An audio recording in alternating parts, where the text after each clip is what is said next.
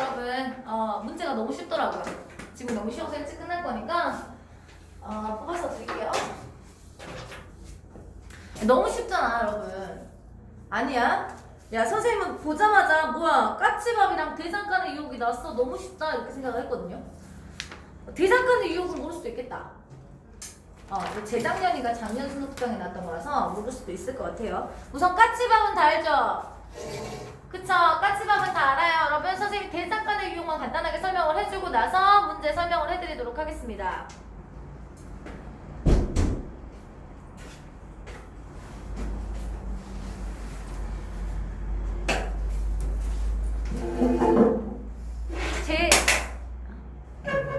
제 손으로 만들지 않고 한 번에 안 올려도 돼요.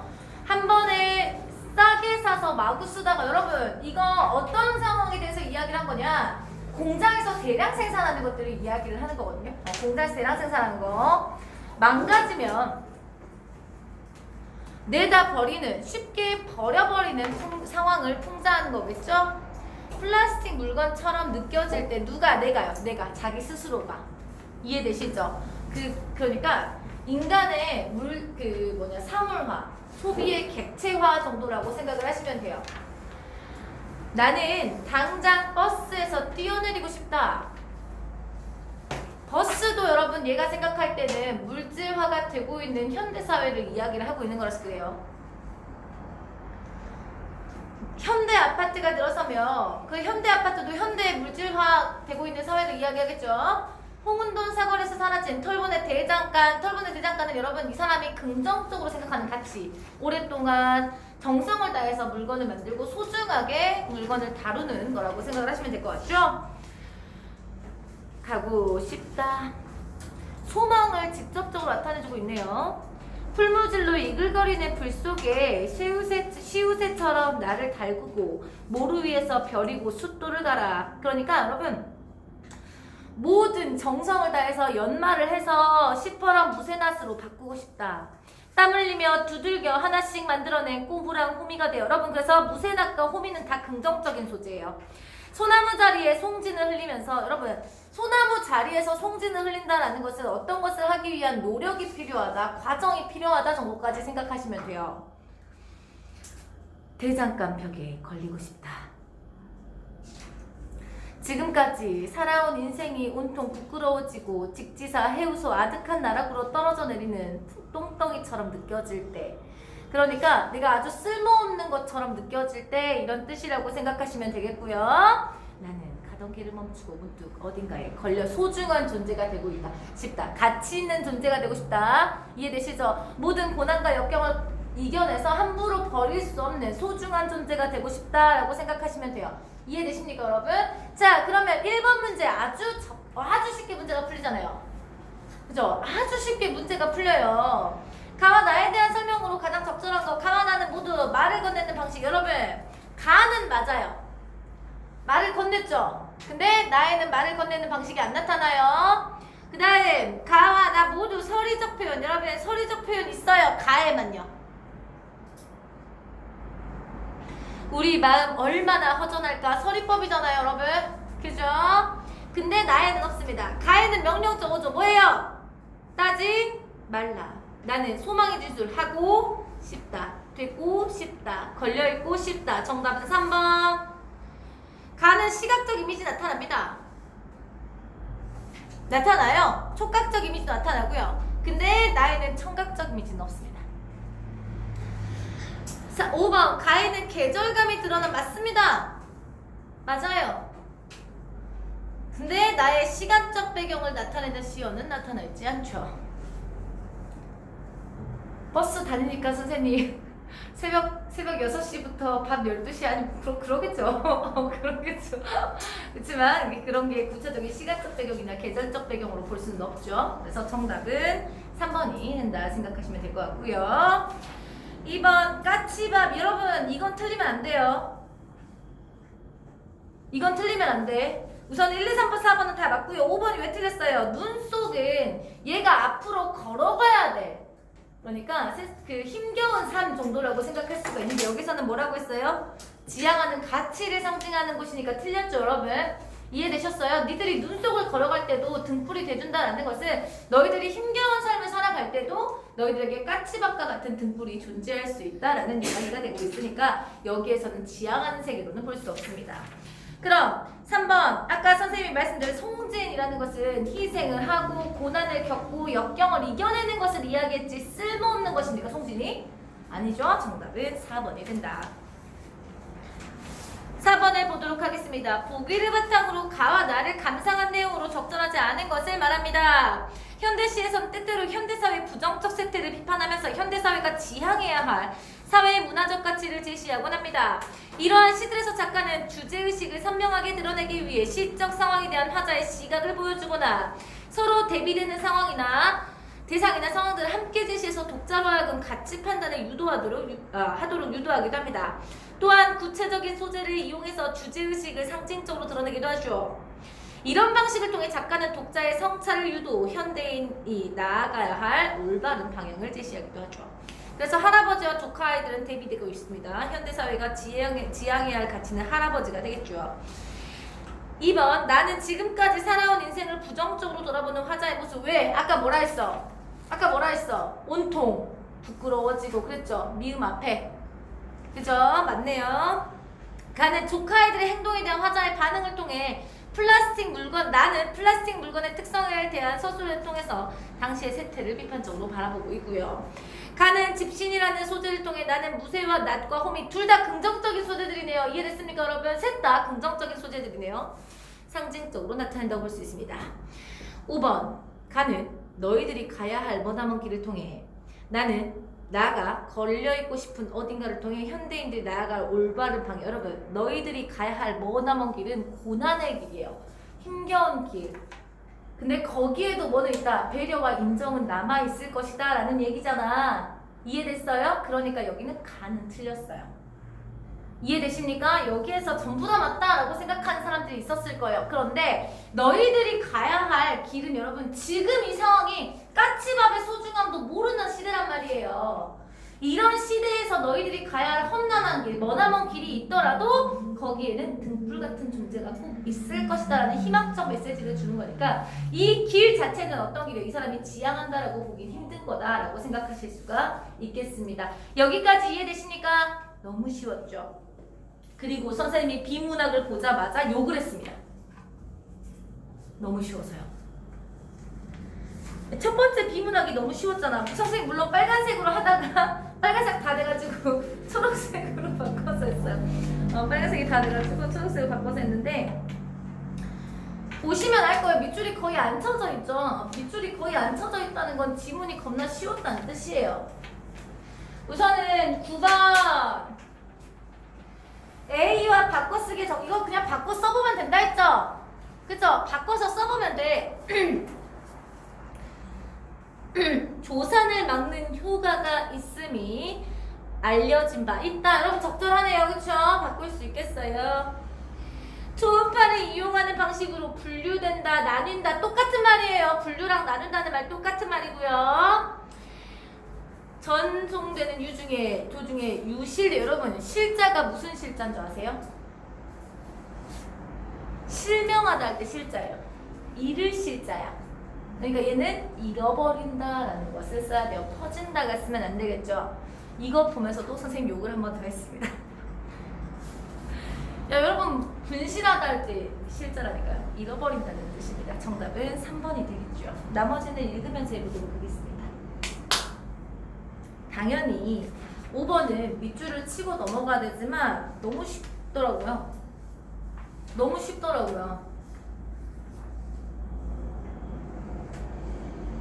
그래서 선생님 그냥 밑줄만 잘 쳐도 되지 않을까 라고 했습니다. 선생님 밑줄 치고 가로치기 연습을 한번 해보면서 나머지 문제들을 풀어볼게요. 6번 틀리신 분 있죠 여러분?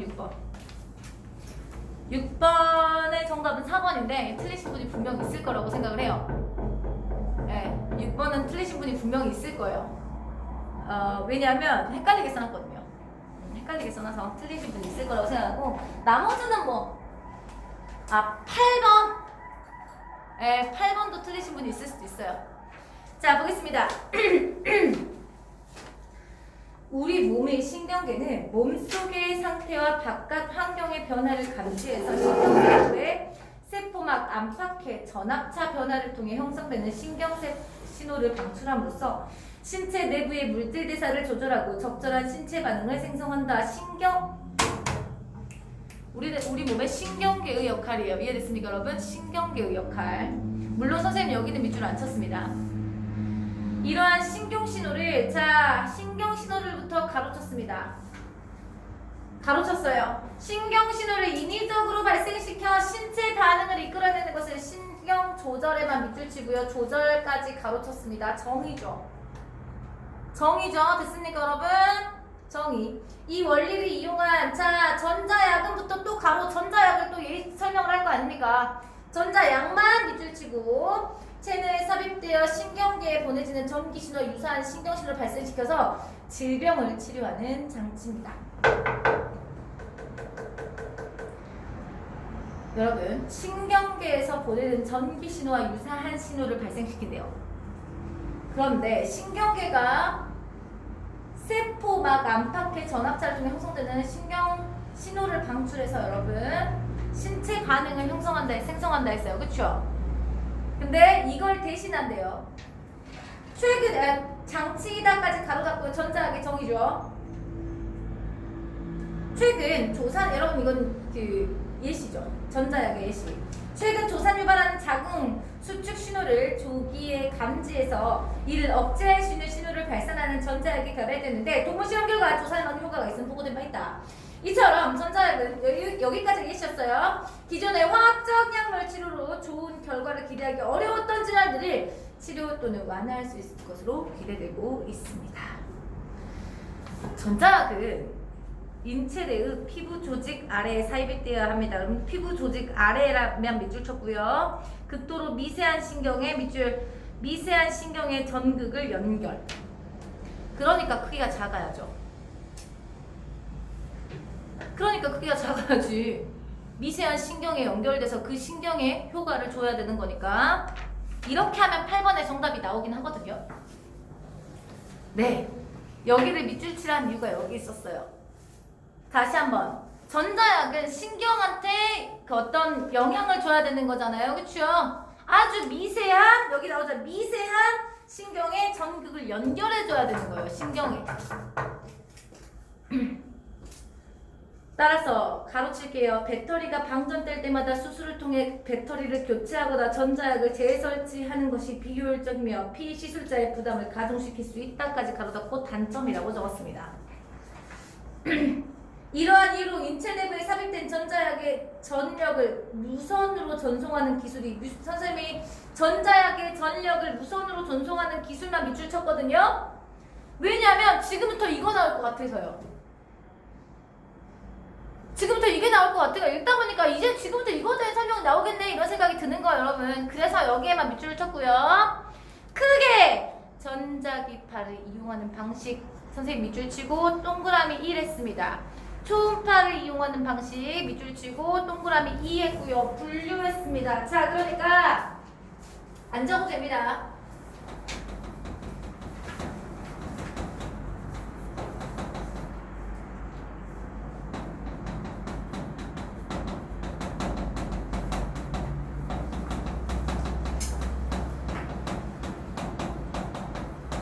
머릿속에 이렇게 된다는 것 정도만 아시면 된다는 거예요. 이해되셨죠?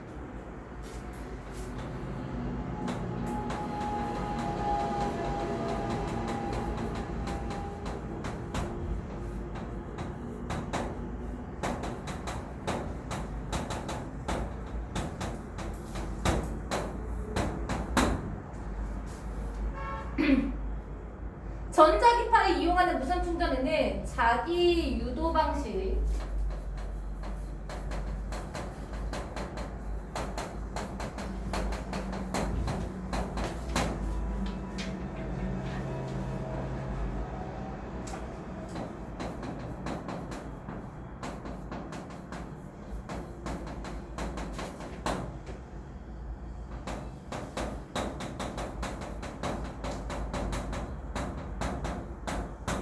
이렇게 선생님이 쓰진 않았을 거야. 아니에요. 그쵸? 여기에다. 그럼 선생님 밑줄 치고 어떻게 적었냐?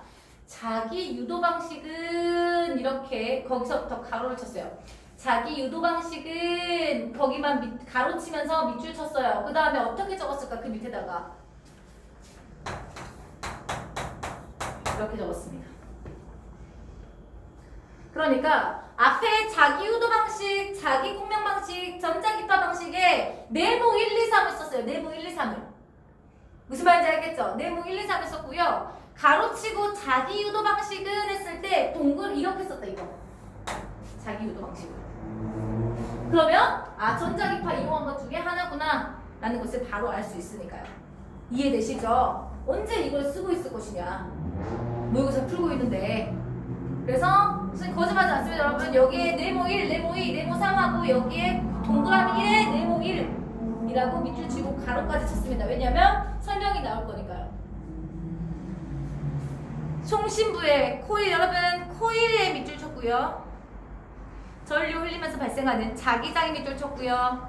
가까운 곳에 위치한 수신부의 코일의 전자를 움직이기 위해 전류를 발생시키고 이 전류로 전자약에 배터리가 충전되는 방식이다까지 가로 닫았습니다. 가로 닫았습니다. 이 방식은 전력 송신 소율이 90 여러분 선생님이 숫자 나오면 그 부분에 밑줄을 간단하게 쳐주는 게 좋겠죠. 90%만 쳤고요. 매우 높은 했어. 뭐뭐 해 나 여기까지는 뭐겠어 여러분 장점이죠. 그래서 송신 가는 거리가 수 밀리미터 수준으로 매우 짧다. 여기는 단위잖아. 찾을 수가 있어야 된다는 소리예요. 찾을 수가 있어야 돼. 나올 거니까요. 비교하는 문제 당연히 나올 거 아니겠습니까? 자, 자기 공명 방식은 또 가로쳤겠죠, 선생님은? 자기 공명 방식에 밑줄 긋고 뭐라고 썼겠어요? 이렇게 적었겠죠, 그쵸? 이렇게 적었을 거 아닙니까, 선생님이? 전자 유도 원리에 비슷한 진폭을 가진 파동이 서로 만난 주도의 원래 파동보다 진폭이 커지는 보강간섭 원리에 기초한 공진 현상을 추가 응용한 것. 여러분 그래서 전자 유도 원리에만 밑줄을 쳤고요. 공진 현상을 추가로 응용한 것까지만 밑줄을 쳤습니다. 공진 효과가 뭔지만 알면 될 거 아닙니까, 여러분? 문제 나왔을 때, 그치?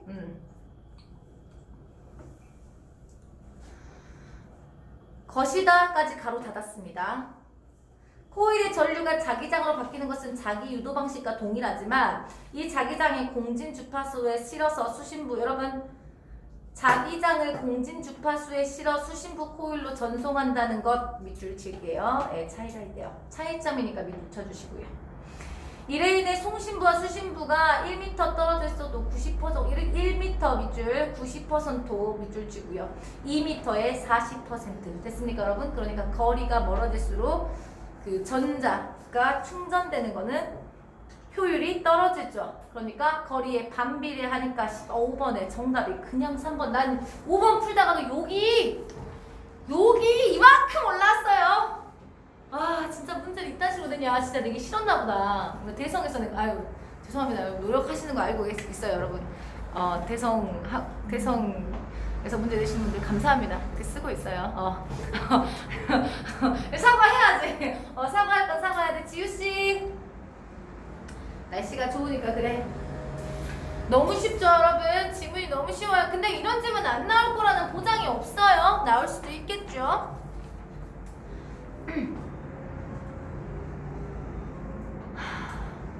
전자기파 방식은 가로 쳐야 되겠죠? 전자기파 방식에 밑줄 쳐야 되겠죠? 1-3 송신부에 전자기파를 발생시키면 수신부에서 전자기파를 흡수해서 밑줄 전자기파를 흡수하여 직류전력으로 변환하는 방식이다. 가로 닫아주시고요. 이제 선생님이랑 어떻게 모의고사 밑줄 치고 가로 치는지 대충 알겠죠? 다 밑줄 칠 필요가 뭐가 있습니까? 보기 복잡하게 찾기도 힘들게 그쵸?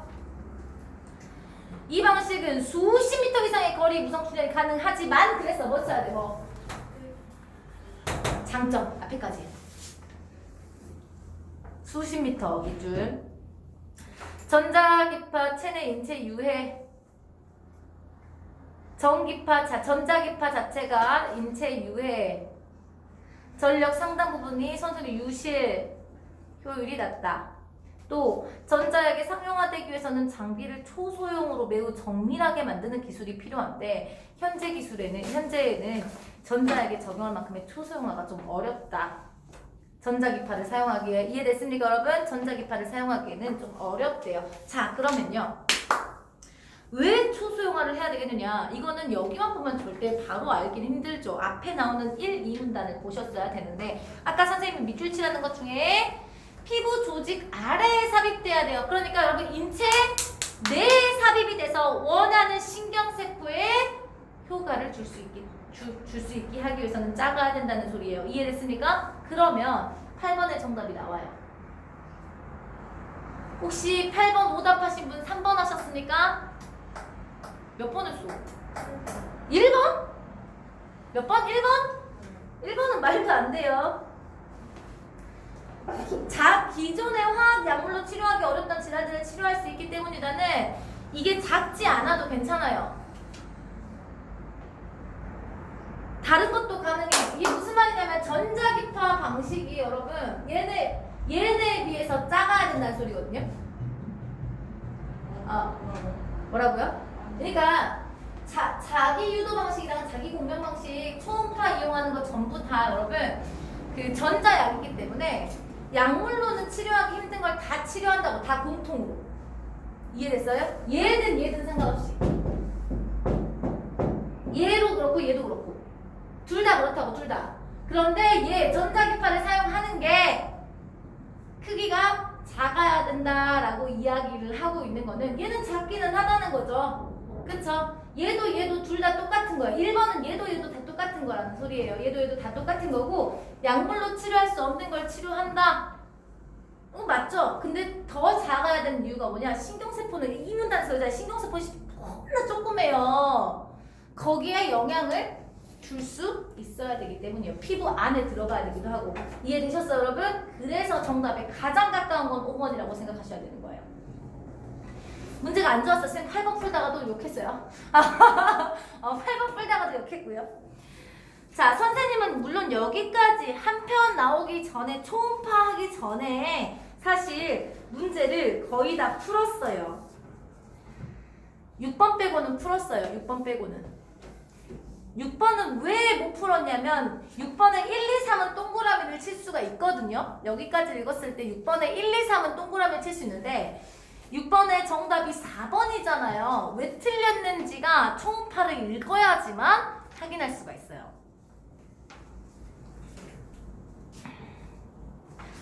한편 초음파 전자약을 초음파 밑줄 쳤겠죠 선생님. 초음파에 그쵸? 그래서 이 있었겠죠. 이 동그라미 있었겠죠. 그쵸? 전자약을 충전하는 방식은 밑줄 칠까요? 물론 초음파로 전자약을 충전하는 방식부터 가로를 칠 거고요. 기계적 에너지에 밑줄 쳤고요. 정기적 에너지로 변환시키는 앞전 효과까지 밑줄 쳤습니다. 이용하는 것으로 송신기의 전력을 초음파로 변해 송신하면 수신기는 구성하고 있는 앞전 물질을 초음파로 전기 에너지로 복원하는 방식이다까지 가로 닫았습니다. 초음파는 인체 부피에서 99.9% 반사되기 때문에 인체에 무해하다는 장점이 있지만 그랬죠. 또 이거예요. 그러니까 얘는 인체에 어떤 영향을 미치는지가 알 수가 없어. 불안해. 근데 초음파는 99.9%를 반사해. 그러니까 인체에 무해하다는 장점이 있지만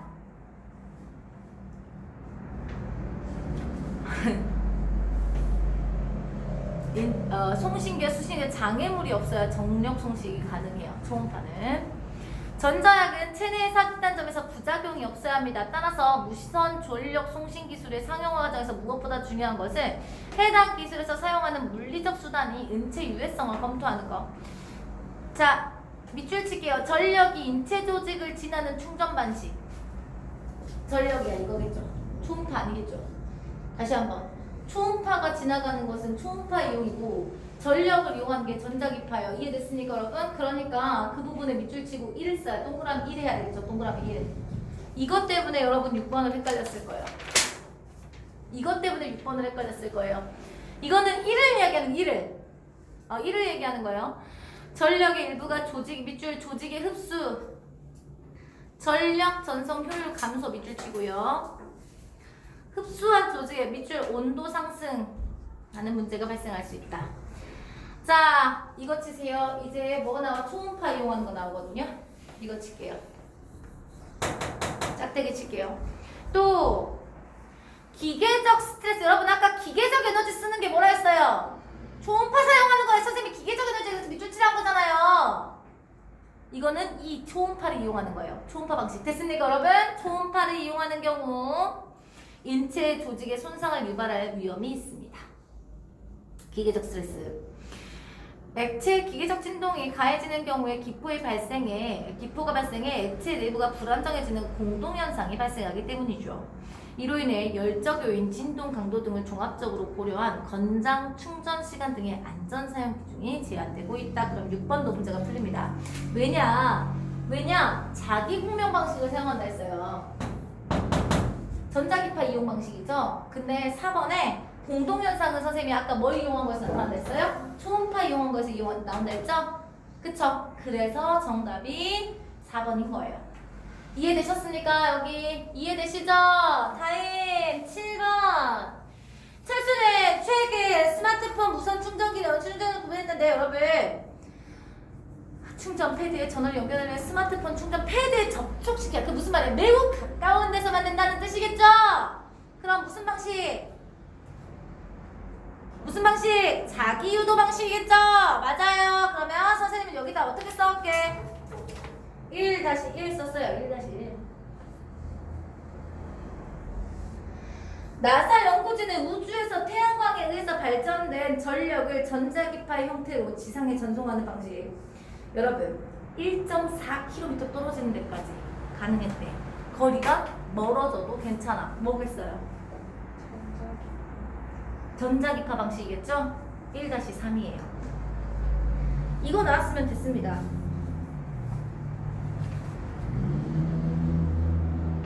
자기장이 전자를 움직이게 하는 원리는 뭐겠습니까, 여러분?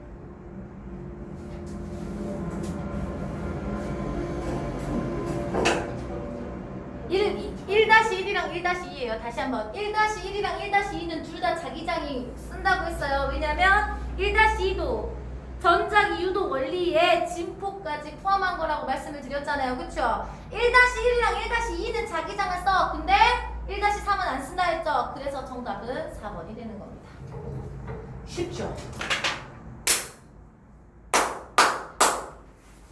여기 에어컨이 안 돼서 그래. 더워서. 그래서 그래.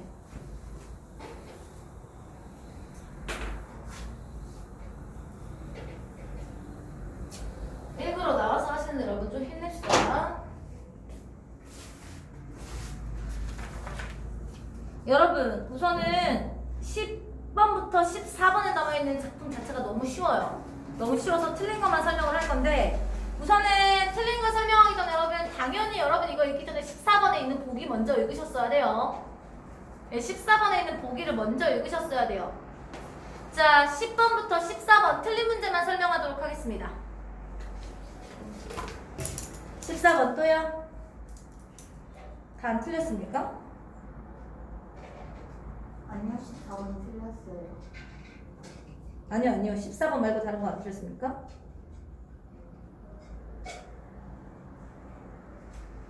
(14번의) 정답이 왜 4번이냐? 스님이 시주로 유기를 받으라는 것은 물질적 탐욕 때문이 맞습니다. 그러나 춘경이 자신의 딸을 상인 내의 계세로 혼인시키려고 하는 것은 물질적 우선은 춘경은 사기도 안 당해요.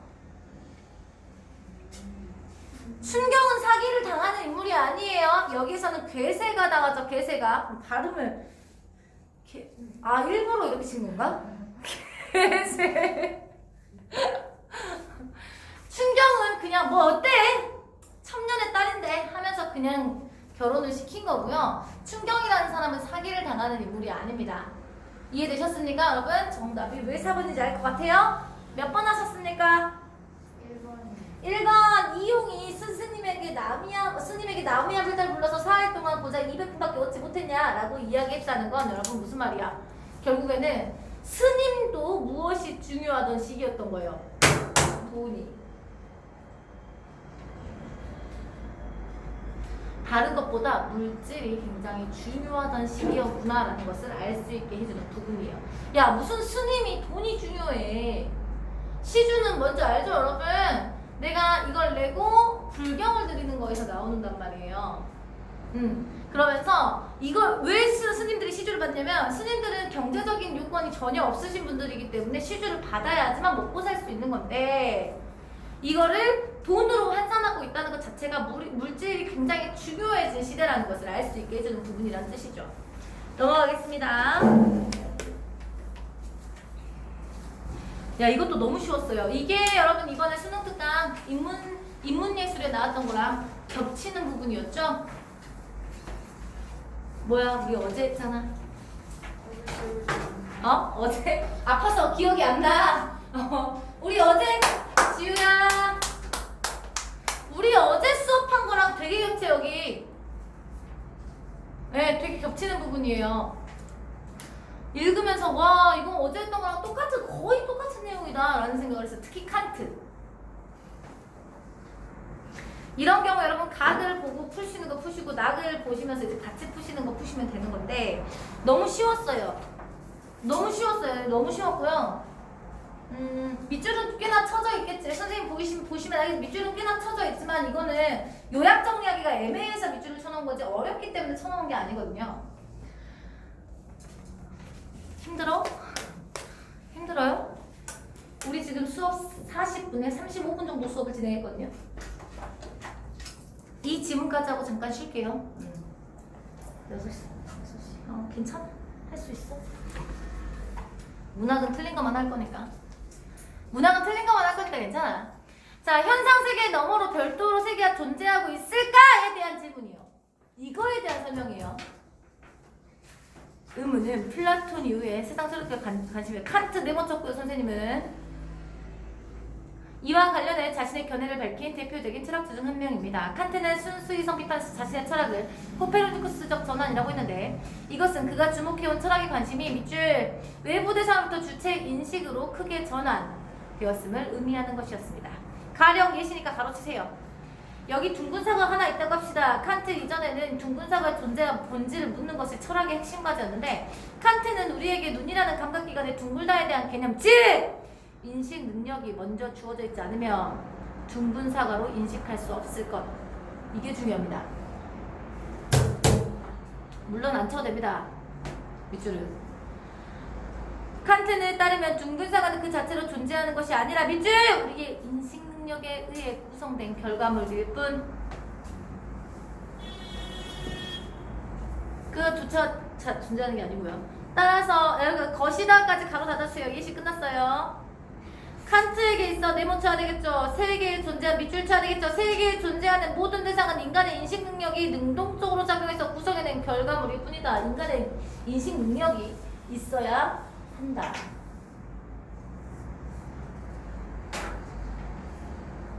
그런데 역설적으로 이러한 칸트의 생각에 따르면 주체가 인식하는 대상과 무관하게 존재하는 그 대상 자체에 대한 사유가 가능해집니다. 밑줄 쳐야 됩니다. 대상 자체에 대한 사유가 가능해집니다. 무슨 말이냐? 가로칠게요. 즉부터 가로 예시니까 매일 동쪽에서 떠서 서쪽으로 가는 태양은 우리의 인식이 구성한 하나의 현상적 대상 또는 표상에 지나지 않아. 그런데 이 사실을 아는 순간 내가 인식하는 태양과는 무관하게 존재하는 그 진정한 태양 그 자체에 대해서 사유할 수 있게 된다는 뜻. 가로 닫아주세요.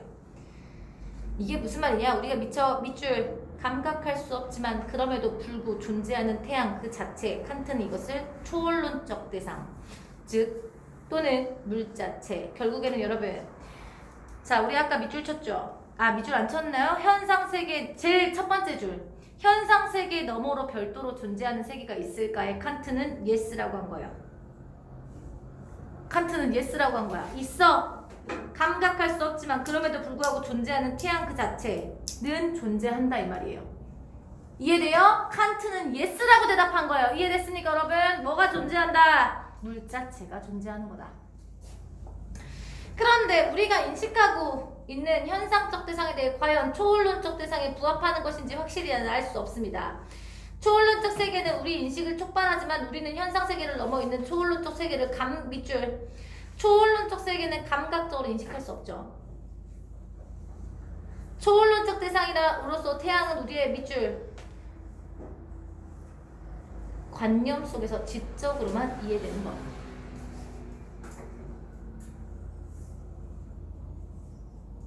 자, 16번의 정답이 나올 겁니다. 16번의 정답이 나와요. 결국에 그러면 외부 대상에서 주체 인식으로 전환됐던 거라는 거예요. 결국에는 아까 선생님이 밑줄 쳤죠.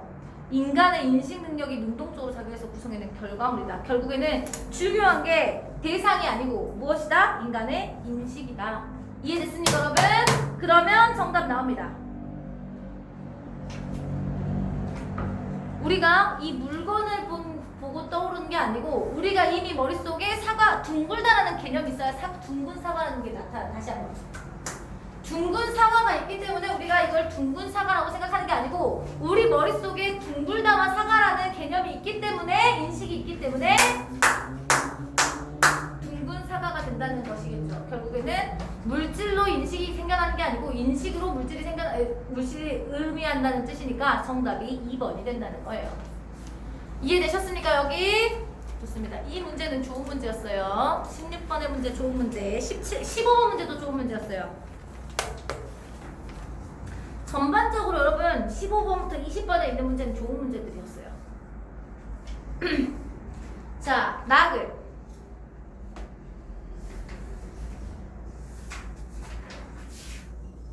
여러분 20번 문제 1, 2, 3번 볼까요? 1, 2, 3번 1, 2, 3번 20번 문제 칸트의 관점에서 세계 너머에 별도로 존재하는 세계가 있죠? 뭐? 어떤 거? 초월론적 대상 물자체 가에 따르면 현상세계 너머에 존재하는 세계에 대한 사유는 무엇을 통해 현상세계 현상세계 사람의 무엇? 인식 관념 그죠 여러분? 그걸 통해서만 나타나고요. 가에 따르면 현상세계 너머에 존재하는 세계에 대한 인식은 현상세계에 대한 인식이 토대가 아니죠. 현상세계의 인식을 토대로 물자체를 인식한다니까요. 반대로 적어놨죠. 다시 한번 현상계에 있는 인간의 인식을 통해서 우리가 태양이라는 것을 존재한다라고 생각한다는 거라니까요. 여러분 반대로 써놨어요. 반대로 써놨다고. 이해됐습니까? 다시 한번 현상세계에 대한 현상세계에 존재하는 우리의 인간의 인식을 통해서 현상세계에 존재하지 않는다고 생각하는 태양이라든가 이런 거에 대해서 인식하게 된다니까요. 물자체에 대해서. 그러면서 선생님 밑줄 쳤잖아. 초월론적 대상으로서 태양은 우리 관념 속에서만 지적으로만 이해된다고요. 우리의 관념을 통해서만 이해된다니까요. 여러분. 우리의 관념은 현상계잖아요. 이해되셨습니까? 정답이 3번인 것을 확인할 수 있어. 너무 쉬운 문제예요. 물론 선생님이 이게 좋은 문제다라고 생각했던 건 이렇게 바꿔 써서요. 바꿔 써서 좀 어려운 느낌이 들도록 써놨잖아요. 그쵸? 바꿔서 바로 찾을 수 없게 써놔서. 자, 낙을 보도록 하겠습니다. 칸트에 따르면요. 네모잖아요. 앞에 칸트 내용 요약 정리해 놓은 거예요. 현상적 세계는 우리 인식 능력과 초월적 세계와 마주치면서 발생한다고. 그런데 초월적 세계는 우리의 감정을 촉발하지만 우리는 그것에 대해 직접 판단할 수가 없어. 즉 밑줄 쳐야 돼요. 현상 세계가 존재해야만 우리는 비로소 그 현상 세계를 넘어서 초월적 세계, 즉 칸트가 말한 물자체에 사유할 수. 여러분 이것만 봤어도 20번의 정답이 3번인 것을 확인할 수 있어요. 그죠? 이걸 봤으면 20번의 정답이 3번인 것을 알 수가 있어요. 선생님 어떻게 할게? 칸트에 네모치고 여기에 밑줄 쳐고 화살표 쳤어요. 예. 사유할 수 있는 것이다까지. 그렇다면 결국 초월론적 세계보다 현상적 세계가 더 중요한 것은 아닐까? 이것이 바로 니체를 사로잡는 의문의 하나였습니다. 니체는 동그라미인데 여러분 세모하셔도 되고요. 거꾸로 세모하셔도 되고 여러분들이 알아오는 거 하셔도 돼요. 저는 동그라미 했습니다. 동그라미 크게 펴라. 세모는 이렇게 하면 동그라미 이렇게 하면 끝나니까 선생님 보통 네모랑 동그라미 먼저 해요. 여기에 물론 네모가 있으면 안 해요. 이미 네모가 쳐져 있는 경우에 네모를 안 해. 물자체 즉 감각기관의 수용성과 여러분 밑줄 감각기관의 수용성과 오성의 자발성에서 벗어나 존재하는 초월론적 세계는 현상 세계에 대한 암 혹은 경험을 통해 사후에 구성된 것에 지나지 않는다. 무슨 말이야? 초월 세계는 존재하지 않는다 이런 뜻이야.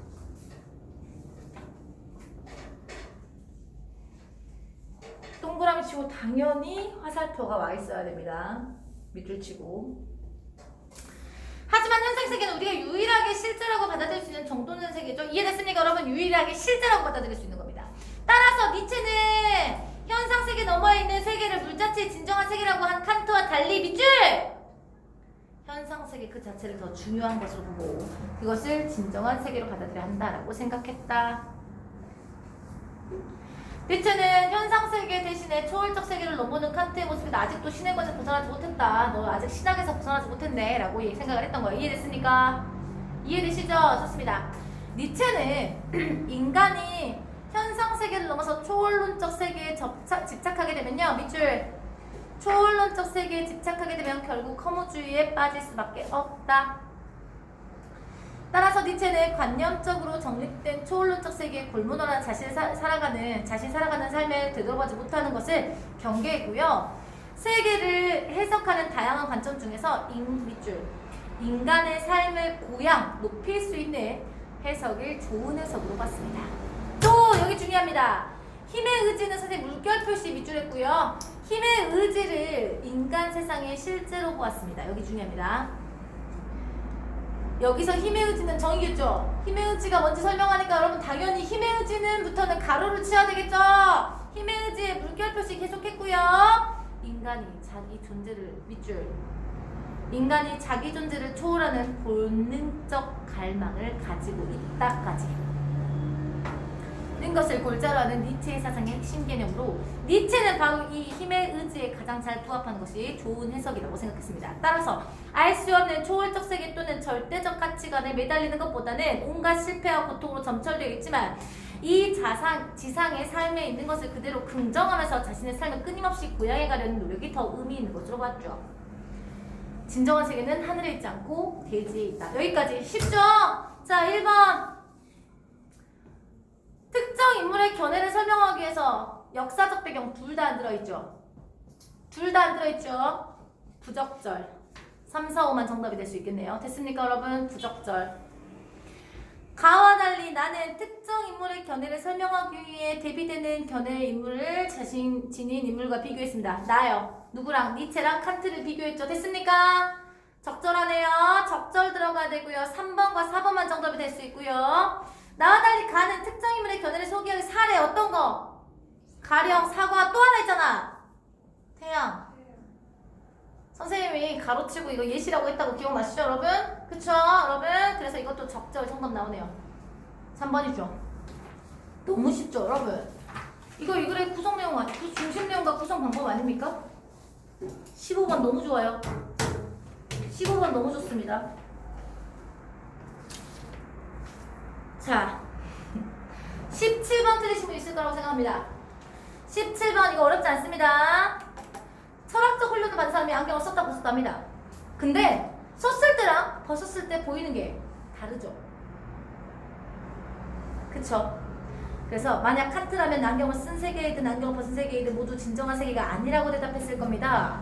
반면 니체는 두 세계가 모두 진정한 세계가 될 수 있다고 답했을 겁니다. 다만 니체는 안경을 쓰고 본 세계가 시력이 약한 사람에 더 큰 힘을 제공해 줄 수 있다는 점에서 주목했겠죠. 왜? 자기 자신을 벗어날 수 있는, 초월할 수 있는 거죠. 그죠? 1번 철학적 훈련을 받은 사람이 안경을 썼다 벗었다 반복하는 것은요, 인식 능력이 상황에 따라 수동적으로 작용할 수 있어요. 여러분 우선 수동적으로 작용한다는 말 자체가 여기 지문에 나와 있지 않고요. 썼다 벗었다 해서 왜 다르지? 라고 이야기를 한다는 것은 여러분 인식 능력이 인위적으로 달라질 수 있다는 것을 보여준 거예요. 수동적이 아니에요. 무슨 말이에요? 세상이 있다고 쳐. 그러면 인간이 어떻게 보느냐에 따라서 인간이 어떤 인식을 가지고 있냐에 따라서 다르게 보여질 수도 있구나라는 것을 생각한 거예요. 이게 수동적인 거예요? 인간이 가지고 있는 관념인데? 아니죠. 인위적인 게 훨씬 더 맞겠죠. 그래서 1번이 틀렸습니다. 아마 여러분 이거 정답 못 찾아서 5번까지 읽고 씨발 정답이 뭐야 이랬을 겁니다. 그쵸? 18번 쉽습니다. 쉬워요. 스피노자 보겠습니다. 모든 개체는 자신의 존재를 유지하고자 한다. 밑줄 쳐야 돼요. 모든 개체는 자신의 존재를 유지하고자 한다 했습니다. 따라서 그러한 노력은 개체의 본질이자 본성이라고 할 수 있습니다. 이처럼 어떤 개체가 자기 존재를 유지하려는 힘을 코나투스라고 하는데, 스피노자는 이러한 코나투스를 완전한 표출을 인간이 누릴 수 있는 가장 큰 행복으로 봤는데, 니체는 스피노자의 견해에 아쉬움을 토로했습니다. 왜 그렇게? A를 봤어. A를 봐봐. A에서 여러분, 얘가 뭐가 가장 중요한 세상의 실체라고 생각했어요? 인간 세상의 실체를 뭘로 봤어요? 힘의 의지잖아. 다시 한번. 인간 세상의 실체로 본 거. 힘의 의지야. 근데 힘의 의지는 뭐예요? 선생님이 아까 가로치라 했죠? 밑줄 치고. 힘의 의지는 인간이 자기 존재를 초월하려고 하는 건데, 스피노자는 그냥 자신을 표출하는 거에서 끝나버려. 이해됐어요? 이해돼? 표출만 하고 자기 자신을 초월하려고 하지 않아. 쉽게 말해서 눈이 안 좋은 걸 눈이 좋게 만들거나 안경을 쓰는 것 같은 것들이 자기 자신을 초월하는 건데, 앞에서 설명한 것처럼, 여러분 17번에 설명한 것처럼. 근데 스피노자는 뭐라 했어? 나 눈 안 좋아 라는 걸 표출하는 거. 눈이 안 좋았으니까 눈 안 좋은 걸로 보는 이 세계를 그림으로 그린다거나. 이해됐어요? 이런 것들을 표출하는 거에서 멈추는 거예요. 이 자기 자신을 초월하려고 하지 않고. 이해됐습니까? 그래서 비판을 한 겁니다. 그럼 정답 몇 번이겠느냐 이 말이에요. 이거 틀리신 분 몇 번이겠습니까? 정답이? 너무 쉽지 않아요? 주연씨 정답 몇 번일까? 쉬워요. 스피노자는 표출까지만. 그런데 힘의 의지는 자기 자신을 무엇한다고? 초월한다고. 그게 세상의 본질이라고 했다고. 찬아 문제 풀었니? 네. 몇 번이겠어? 맞았니? 2번? 2번? 왜? 저 진짜 망했어요.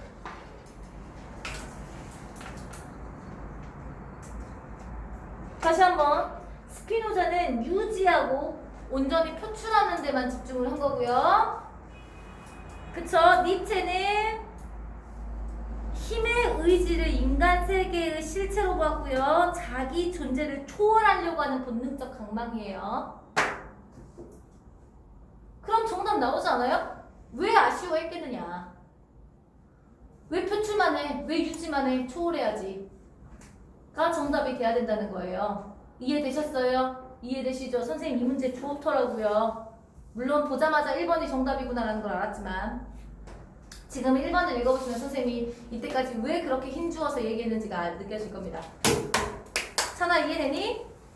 네. 돼? 주연이는 어때? 네. 이해돼? 지우씨 너무 쉬워서 그랬죠? 나에 대한 이해로 적절하지 않은 거. 와 이건 말도 안 되는 거예요. 여러분 19번 틀렸으면 바보예요. 19번 틀리면 왜 바보냐? 다시 한번. 니체가 감각기관의 수용성과 오성의 자발성에서 벗어난 건 어떤 거죠? 자 여기 밑줄 치라 했어요.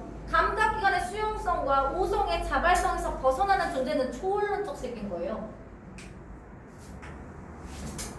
근데 니체는 초월적 세계 아니죠. 인간 세계가 더 중요하다라고 이야기를 했잖아요. 맞죠? 근데 여기 5번에 뭐라고 했어요?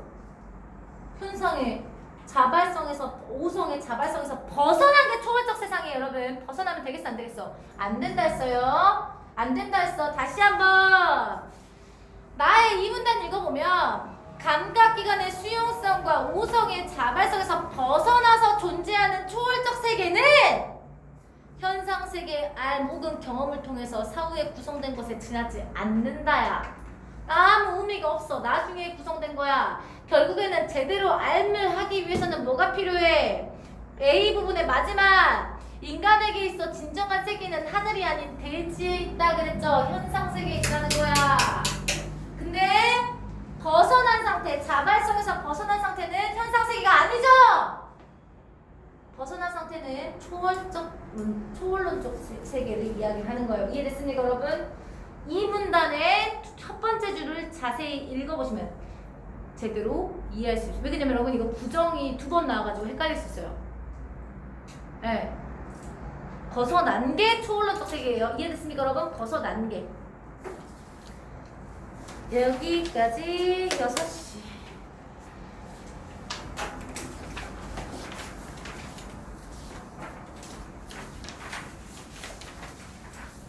아 이거 쉬었다가 할 수 있나?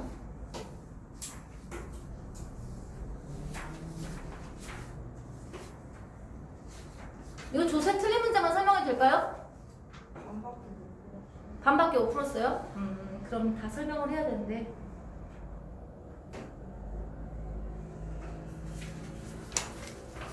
문학은 아직이고요 여러분. 문학도 다 못 푸신 분들도 있죠. 뒷부분은 시간이 안 돼서.